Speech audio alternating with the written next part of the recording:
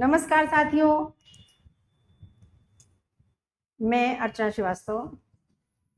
Second grade Hindi विषय के अंतर्गत हमारी कक्षाएं चल रही हैं, जिसमें इस समय हम साहित्यिक रचनाएं पढ़ रहे हैं। काव्य से संबंधित सारी रचनाएं हमारी पूरी हो चुकी हैं और अब गद्य की रचनाएं पढ़ रहे हैं, जिसमें हमने रामचंद्र की चिंतामणि से जो आपके कोर्स में 3 निबंध हैं, उत्साह, लोभ और प्रीति, श्रद्धा और भक्ति, ये तीनों निबंधों के बारे में कल चर्चा की। प्रेमचंद की कहानी पूस की रात की भी चर्चा की और आज के विषय है, आज का टॉपिक है हमारा मोहन राकेश का नाटक लहरों के राजहंस, जो कि 3 भागों में विभक्त है। थोड़ा सा बड़ा है, इसकी कहानी हमें समझना है। 3 अंक में ये लिखा गया है, तो पूरी इसकी एक हम समरी समझते हैं पहले। लहरों के राजहंस।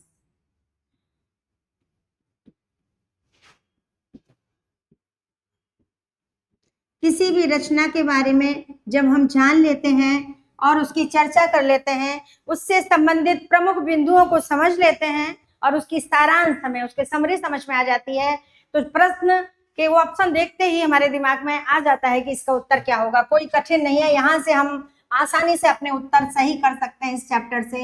ये है मोहन राकेश का नाटक। ये नाटक की विधा है, ध्यान रखना। मोहन राकेश इसके लेखक हैं। एक नाटक है जो 3 अंकों में विभक्त है।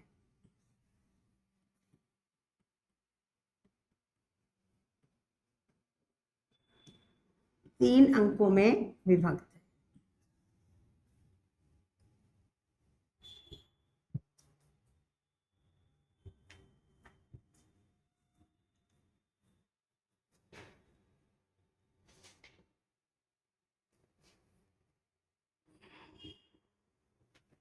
इस नाटक का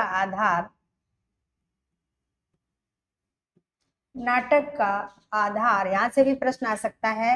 नाटक का आधार अश्वघोष के नाटक, संस्कृत नाटक है ये। संस्कृत के अश्वघोष के नाटक सौंदर्यानंद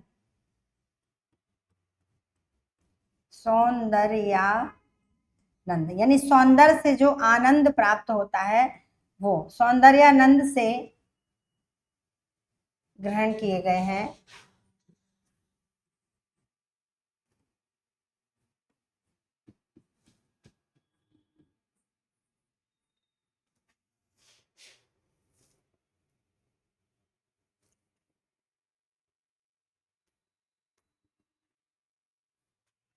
और ये जो सौंदर्यानंद है, वो संस्कृत और पाली भाषा का मिला जुला रूप है।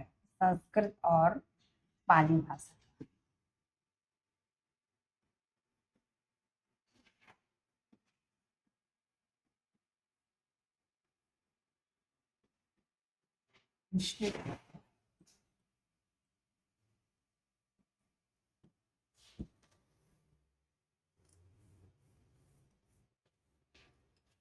गौतम बुद्ध, कपिल वस्तु के गौतम बुद्ध, जिनको हम सब जानते हैं, गौतम बुद्ध के सौतेले भाई नंद इस नाटक के नायक हैं।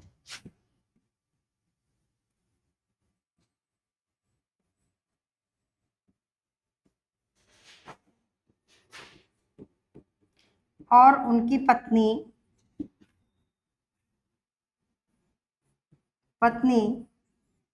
सुंदरी, उनकी पत्नी सुंदरी को इस नाटक में विशेष स्थान दिया गया है।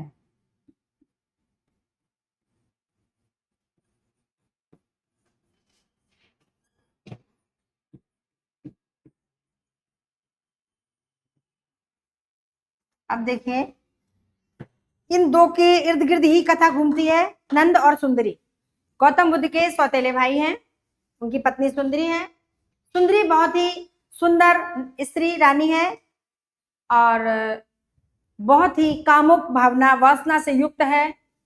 उसका मन जो है वो चाहती है कि राजा नंद हमारे आसपास ही घूमते रहे, हमारे सौंदर्य की चर्चा करते रहे, हमारा श्रृंगार करें, हमारी तारीफ करें, केवल हमारे में ही लगे रहें और राजकाज ना करें। या चूंकि उस समय की जो परिस्थितियां थी, देखिए परिस्थितियां क्या थी कि गौतम बुद्ध ज्ञान प्राप्त कर चुके थे, बोध गया में जाकर के बोध प्राप्त कर चुके थे और ज्ञान प्राप्त करने के बाद वापस कपिल वस्तु में आकर के और वहां के लोगों को प्रवज्ञा ग्रहण करा रहे थे, दीक्षा दे रहे थे, संन्यास दिला रहे थे, लोगों के मन में संसार के प्रति जो ज्ञान है उसको जगा रहे थे और तरह तरह के उनके ज्ञान के कारण, उनके ज्ञान के प्रभाव के कारण या उनके तेज के कारण, उनके व्यक्तित्व के कारण कपिल वस्तु के अधिक से अधिक पुरुष जो हैं उनके मठ में यानी उनके बौद्ध धर्म को अपना रहे थे और उनके मठ में जाकर के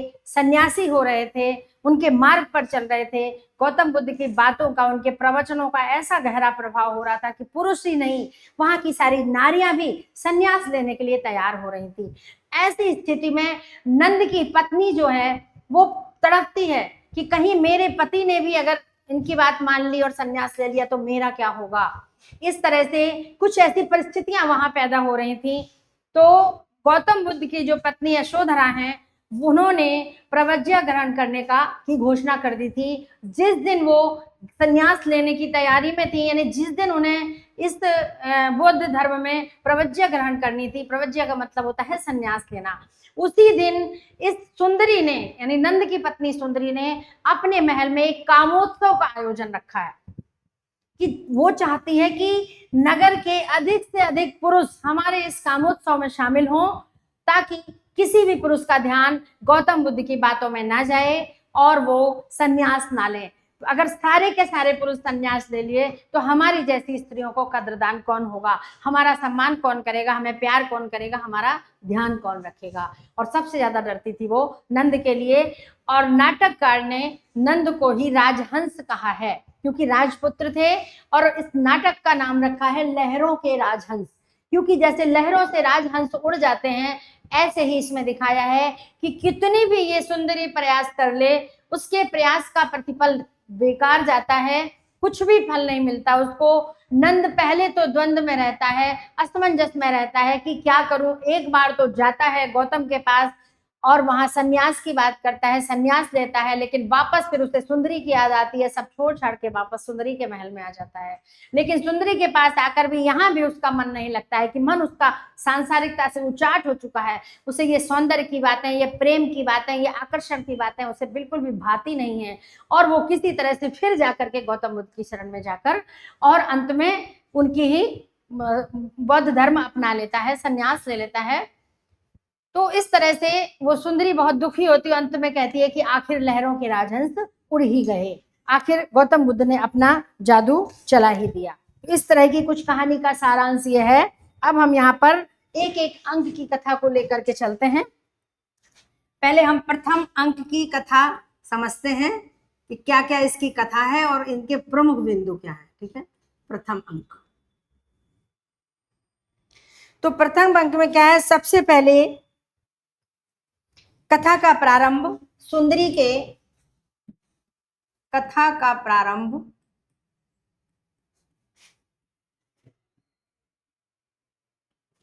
सुंदरी के कक्ष से होता है।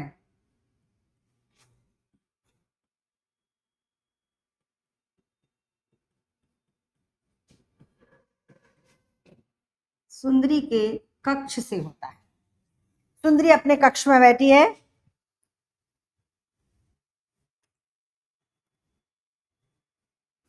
और वो कामोत्सव की तैयारी कर रही है।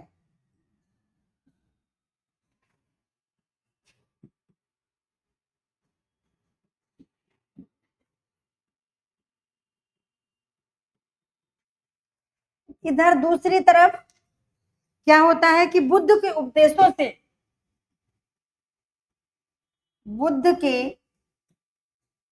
उपदेशों का यह प्रभाव पड़ता है, उपदेशों का यह प्रभाव है कि कपिलवस्तु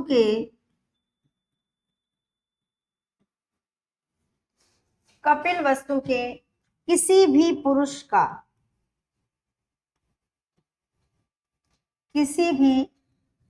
पुरुष का मन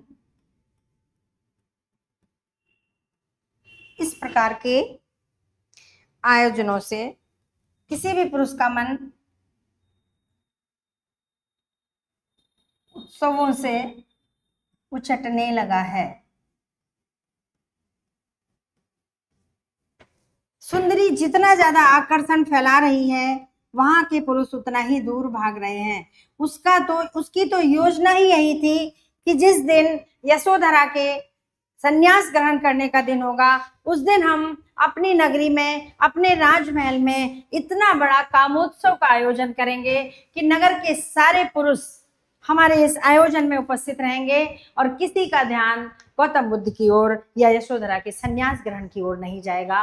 उनके संन्यास ग्रहण समारोह में, इस प्रवज्य ग्रहण समारोह में कोई भी शामिल ना हो, ऐसी उसकी योजना थी। क्योंकि वो अंदर ही अंदर जल रही है, ईर्ष्या कर रही है कि अगर सारे के सारे गौतम बुद्ध के प्रभाव में आ गए तो हमारा प्रभाव राज्य में खत्म हो जाएगा, कोई हमारी बात नहीं सुनेगा।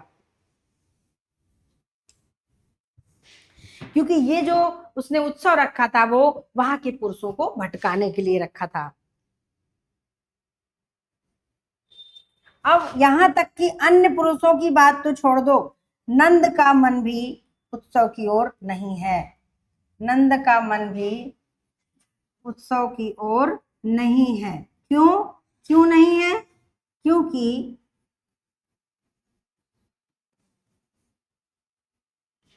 क्योंकि बुद्ध के उपदेशों का प्रभाव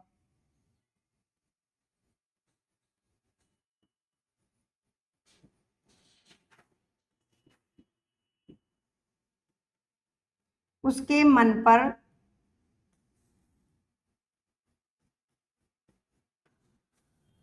बुद्ध के उपदेशों का प्रभाव उसके मन पर परिलक्षित होने लगा है।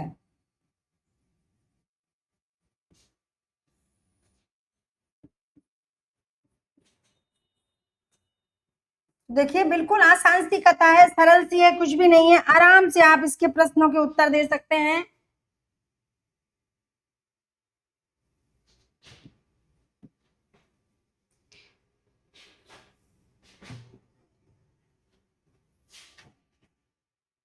नाटक के पहले अंक में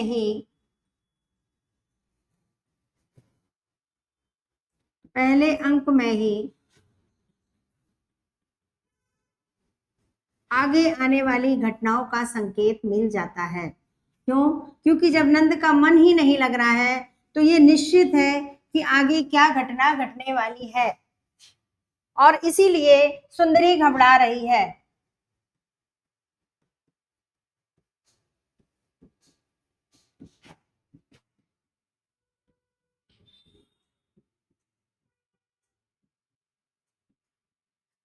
और सबसे बड़ी बात पता चल रहा है कि इस नाटक की पृष्ठभूमि में क्या दिखाया जा रहा है? पृष्ठभूमि में गौतम बुद्ध के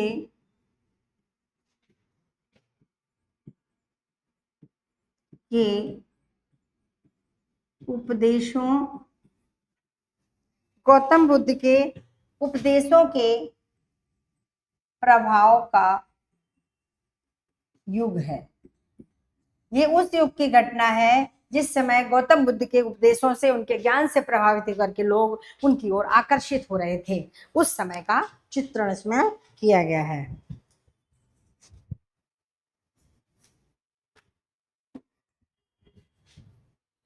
और यहाँ पर इसमें दिखाया गया है कि सुंदरी बैठी अपने कक्ष में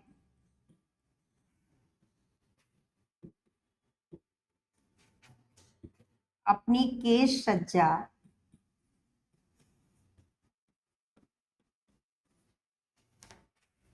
अंगरक्षिका अलका से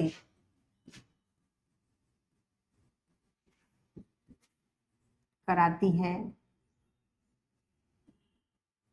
और मन में भावी डर उसे सता रहा है, क्योंकि आगे क्या होगा वो नहीं जानती। बहुत प्रयास कर रही है लेकिन फिर भी उसे अंदर डर लगा हुआ है कि कहीं ऐसा ना हो कि गौतम बुद्ध जीत जाए, उनका प्रभाव जीत जाए और मेरा प्रयास असफल हो जाए।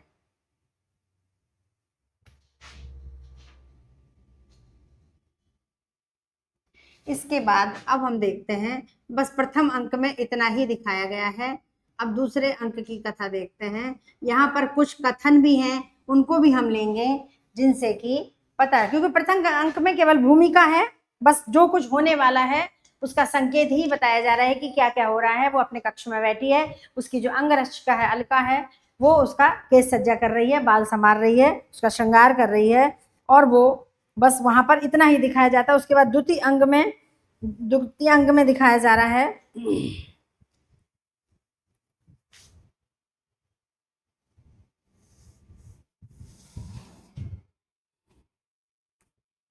कि इसमें दिखाया जाता है कि नंद उसके पास आ रहे हैं। तो सबसे पहले यहाँ पर दिखा दें, यहाँ पर दो अंगरक्षक भी हैं, श्वेतांग और श्यामांग, ठीक है, इनका भी जिक्र करना जरूरी है, श्वेतांग और श्यामांग।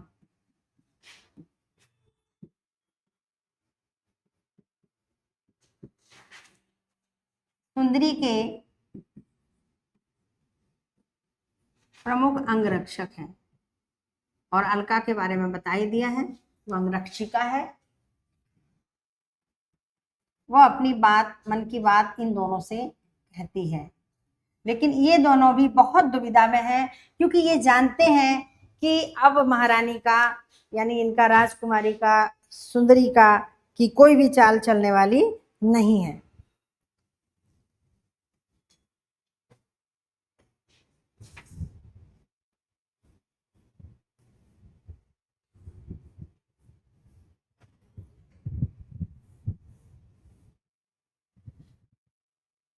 जब नंद सुंदरी के पास आते हैं और वो सुंदरी उनसे अपना सौंदर्य प्रसादन, उनसे कहती है, सुंदरी नंद से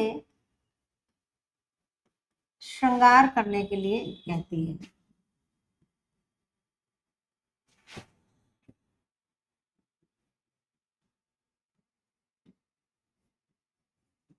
उसी समय का उसका एक कथन जो है वो बहुत ही महत्वपूर्ण है और बहुत ही इस कथा को विस्तार देने वाला और संकेत देने वाला है। वो यहाँ पर देखें, परीक्षा में पूछा जा सकता है। ये कथन किसका है? सुंदरी का। ये ध्यान रखें। देखिए कथन बहुत सुंदर है, जिससे कि इसके कथन से ये भी दिख रहा है कि वो भावी जीवन की घटनाओं की ओर संकेत कर रही है कि आगे क्या होने वाला है। आप कभी मुझसे सचमुच रूठ जाएं,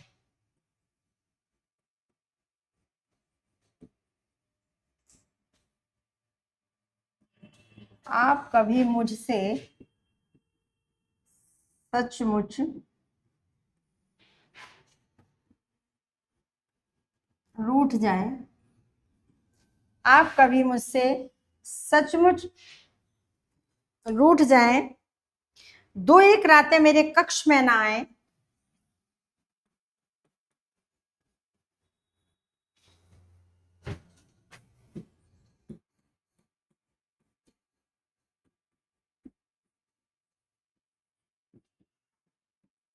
दो एक रातें मेरे कक्ष में न आए, मेरे कक्ष में ना आए, तो कैसा लगेगा।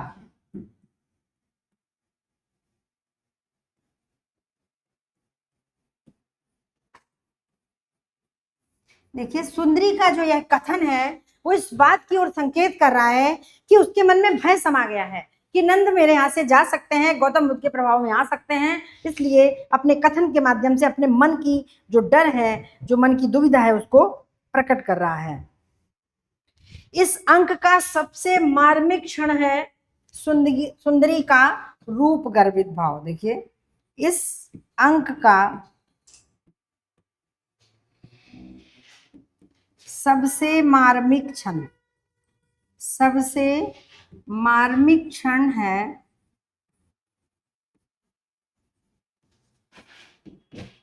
सुंदरी का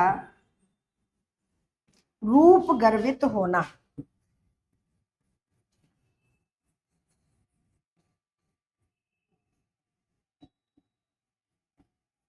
देखिए इस कथन में, आगे का जो कथन है उसमें उसकी इस भावों को बहुत ही शालीनता के साथ प्रकट किया गया है कि वो नंद से कह रही है, वो उसका श्रृंगार कर रहा है और वो नंद से बोल रही है। सुंदरी का कथन नंद से। लोग कहते हैं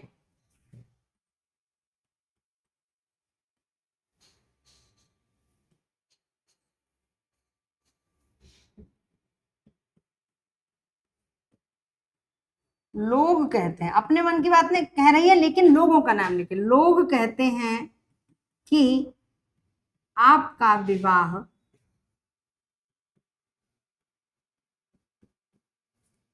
विवाह एक यक्षिणी से हुआ है।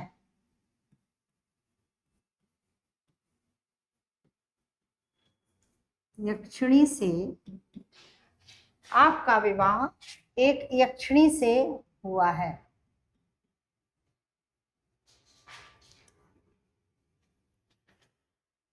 जो हर समय आपको अपने जादू से चलाती है।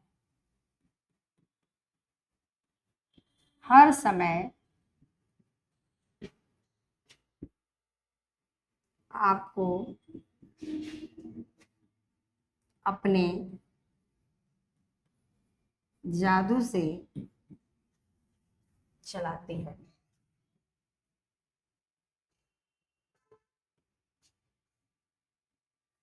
हर समय आपको अपने जादू से चलाती है।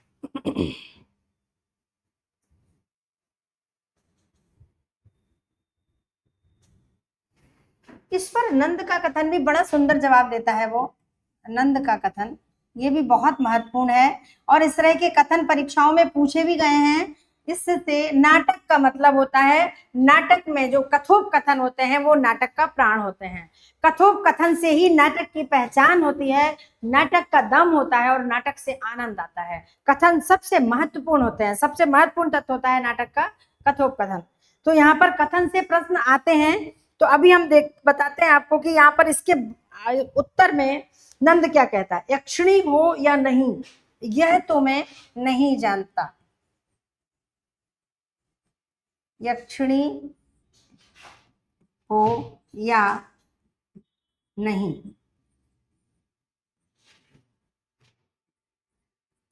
यह तो मैं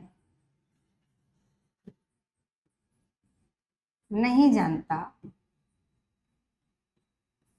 यह तो मैं नहीं जानता, पर मानवी तुम नहीं, पर मानवी तुम नहीं हो। मतलब एक मानव की तरह व्यवहार तुम नहीं करती हो, क्योंकि उसे अंदर ही अंदर कष्ट होता है कि वो उसे अपनी ओर आकर्षित कर रही है। वो उसे कर्तव्य के प्रति, राज्य के प्रति या सत्य के प्रति नहीं जाने, सत्य की ओर नहीं जाने दे रही है। तो तुम मानवी तो तुम नहीं हो, इतना मैं जरूर कहूंगा। ऐसा रूप मानवी का नहीं होता कि जैसा रूप तुम्हारा है, मतलब इसमें व्यंग है कि तुम्हारे जैसा स्वार्थी रूप किसी मानव का तो नहीं हो सकता। ऐसा रूप मानवी का तो नहीं हो सकता।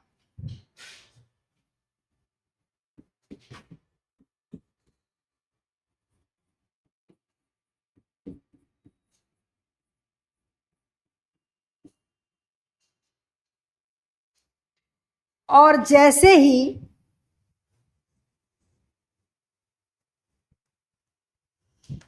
सुंदरी अपना प्रसाधन करने के लिए, जैसे ही सुंदरी नंद के हाथ में दर्पण थमाती है, दर्पण मतलब शीशा, दर्पण थमाती है, तभी एक घटना घटती है। क्या घटना घटती है कि गौतम बुद्ध का स्वर सुनाई देता है। तभी गौतम बुद्ध, वो उनके सारे अनुयायी बोलते थे ना, बुद्धम शरणम गच्छामि, संघम शरणम गच्छामि। तो इस तरह से गौतम बुद्ध के स्वर को सुनकर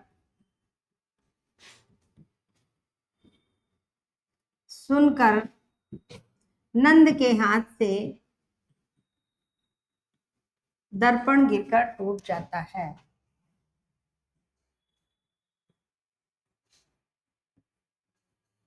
गिरकर टूट जाता है, टूट जाता है।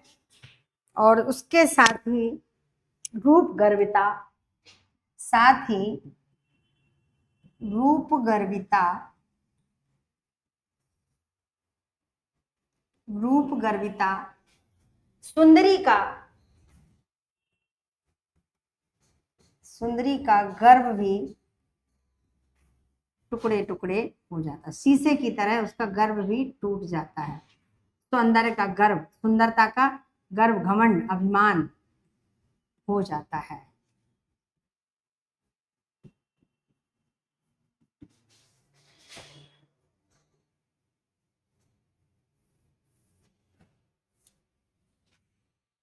अब यहाँ पर नंद के हाथ से सीधा टूट जाता है, लेकिन गौतम बुद्ध की बातों का कोई प्रतिक्रिया वचन नहीं देते हैं। तो गौतम बुद्ध वहां से नाराज होकर चले जाते हैं, और नाराज होकर चले जाते हैं। तो इस बात पर नंद को बड़ा दुख होता है, क्योंकि वो उनके भाई थे। तो वो वापस गौतम बुद्ध के पास चला जाता है, सुंदरी को छोड़ करके, और वापस गौतम बुद्ध के पास चला जाता है नंद।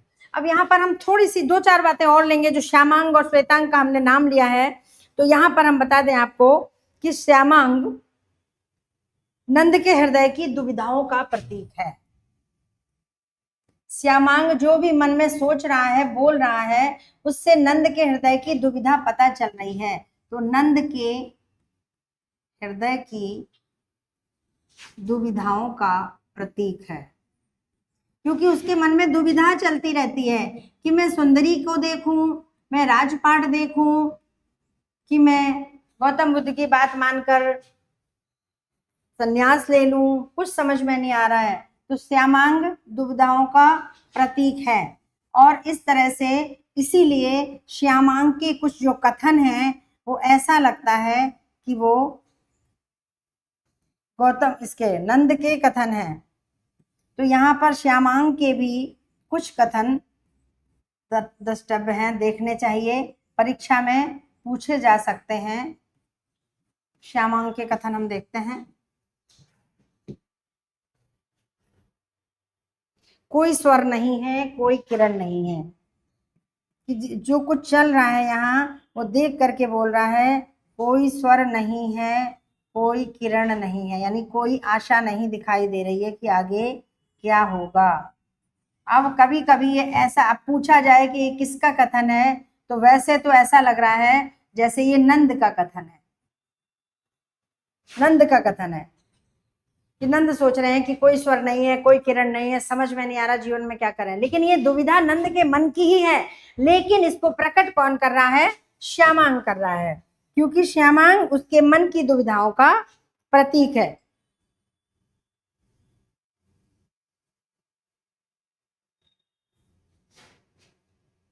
वो कभी कभी ऐसे बोलता है जैसे नंद बोलता है ना। श्यामांग ही बोल रहा है कि लहरों पर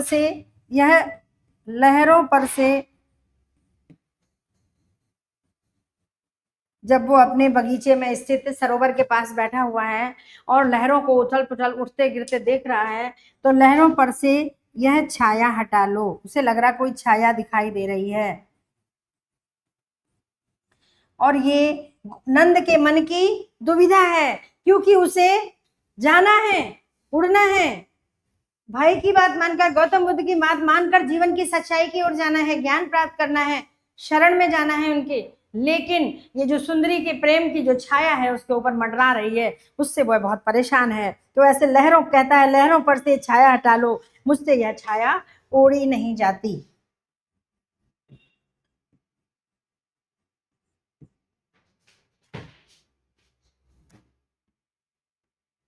मुझसे यह छाया ओढ़ी नहीं जाती।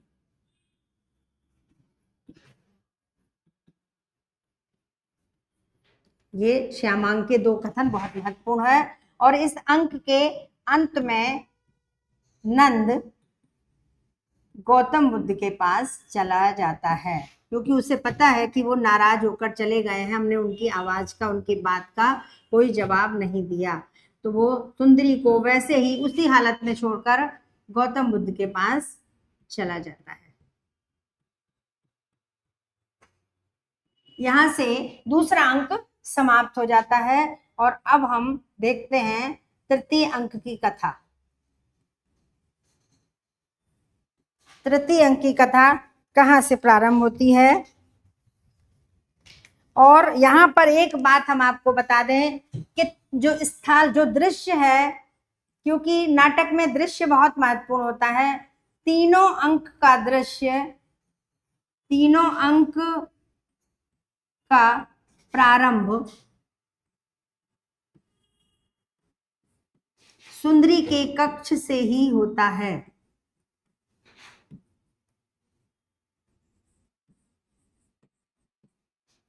लगभग पूरी कथा सुंदरी के कक्ष में ही समाप्त हो जाती है।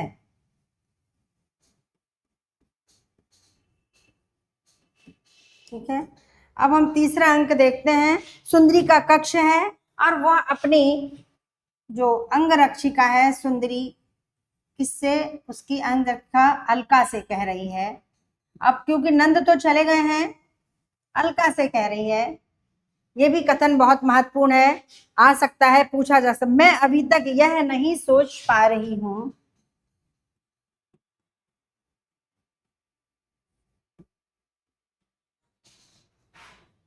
ये सारे कथन कथा को विस्तार दे रहे हैं, जिससे कथा पूरी समझ में भी आ रही है। ये अभी तक यह नहीं सोच पा रही हूं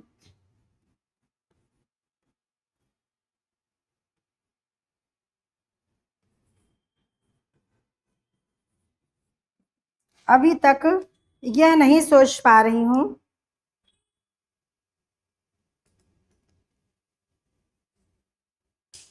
कि यह हुआ कैसे।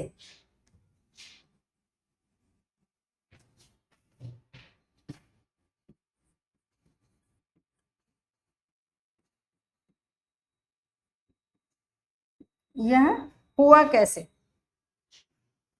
राजहंस स्वयं उड़कर चले गए, इसमें भी विश्वास नहीं होता।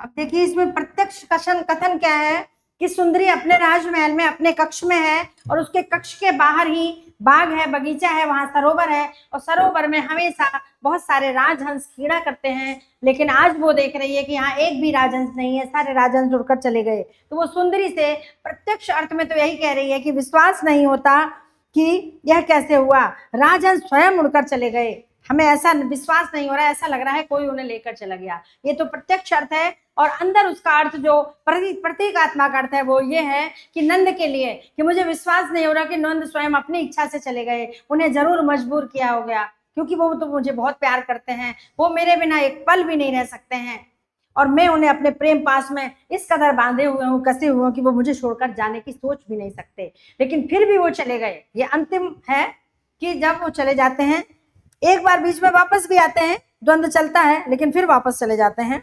अभी चले गए हैं, वो परेशान है, और वहां जाकर के इस तरह का कथन है। अब आगे की कथा देखते हैं कि क्या होता है। जब गौतम बुद्ध नंद जो है गौतम बुद्ध के पास जाते हैं, तो वहां बुद्ध नंद के केस कटवाकर उन्हें भिक्षा पात्र देते हैं और भिक्षु आनंद के पास दीक्षित होने के लिए भेजते हैं।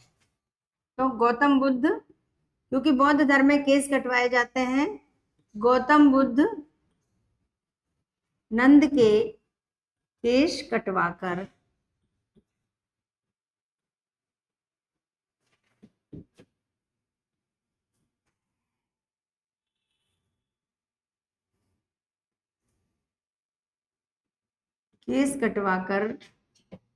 भिक्षा पात्र देते हैं। भिक्षा पात्र देकर अपने प्रमुख भिक्षु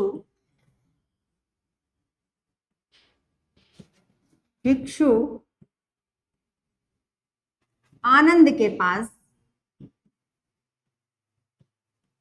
दीक्षित करने के लिए भेजते हैं, ताकि वो उन्हें बौद्ध धर्म की सारी बातें सिखा सकें।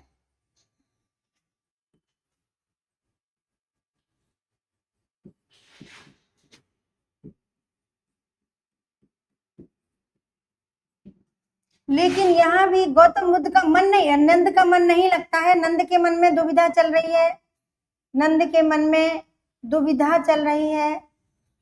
बार बार उसे सुंदरी का ध्यान आ रहा है,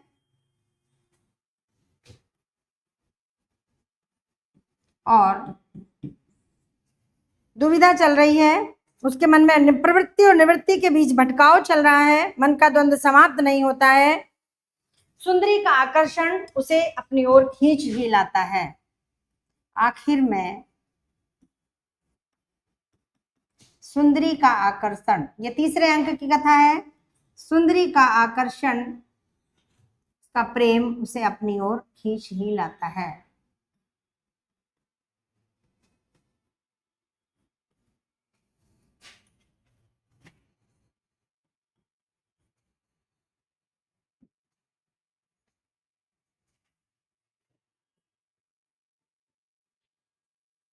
खींच ही लाता है।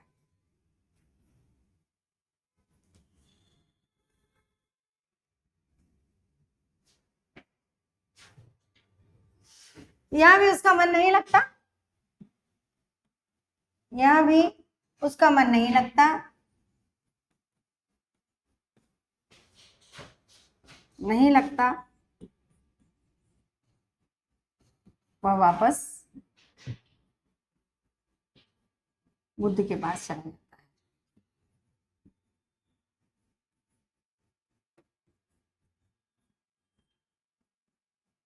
तो कहने का मतलब है, अंत में किसकी विजय होती है?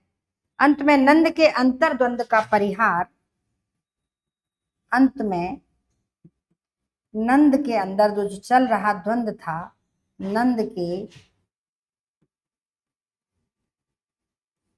अंतर्द्वंद का परिहार यानी निवारण, परिहार मतलब निवारण का संबल बनता है। परिहार या निवारण का संबल बनता है। संबल मतलब सहारा, संबल बनता है। क्या बनता है?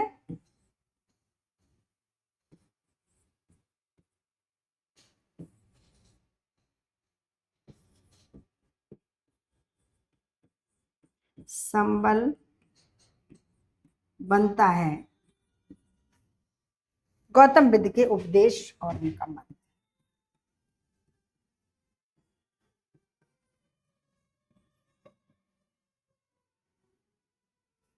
का मत और उपदेश। आखिरकार गौतम बुद्ध का ज्ञान, उपदेश और उनके मत विचार जीत ही जाते हैं और नंद के अंतर्द्वंद का परिहार कर देते हैं, समाहार कर देते हैं, और नंद हमेशा के लिए उनकी शरण में आ जाते हैं। नंद सुंदरी रह जाती है कि आखिरकार लहरों के राजहंस उड़ ही गए। अंत में वो अलका से कहती है कि आखिरकार नंद के आखिरकार लहरों के राजहंस उड़ ही गए। तो इस तरह से हमने आज की कक्षा में मोहन राकेश द्वारा लिखित लहरों के राजहंस जो 3 अंक में विभाजित है उसको पढ़ा। इसको हमने समझा कि संस्कृत के कवि अश्व घोष के द्वारा लिखित सौंदर्यानंद नाटक से प्रभावित है, उससे इसकी कथा ली गई है, उसके आधार पर कथा लिखी गई है। कथा गौतम बुद्ध के उपदेशों का युग था, गौतम बुद्ध के प्रभाव का युग था। इस कथा से ये पता चलता है जिस समय गौतम बुद्ध के उपदेशों का प्रभाव कपिलवस्तु के लोगों पर पड़ रहा था, उस समय की ये कथा है। नंद की पत्नी सुंदरी पूरा प्रयास कर रही थी कि नंद को अपनी ओर खींच ले, लेकिन उसके सारे प्रयास विफल हो जाते हैं। वो कामोत्सव का आयोजन करती है, नगर के पुरुषों का भी ध्यान अपनी ओर आकर्षित करना चाहती है, लेकिन एक पुरुष भी उसके आयोजन में शामिल नहीं होता है, क्योंकि सब पर गौतम बुद्ध के उपदेशों का और उनके मत का प्रभाव था, जिसके चलते पूरे कपिलवस्तु के लोग गौतम बुद्ध के प्रभाव में आ जाते हैं। इतना प्रभावशाली वो युग जहां किसी की कुत्सित विचारों के लिए लेश मात्र भी जगह नहीं है। ये इसकी कथा हम यहीं समाप्त करते हैं। इसके साथ आज की कक्षा को भी हम यहीं समाप्त करते हैं। अगली कक्षा में हम आपको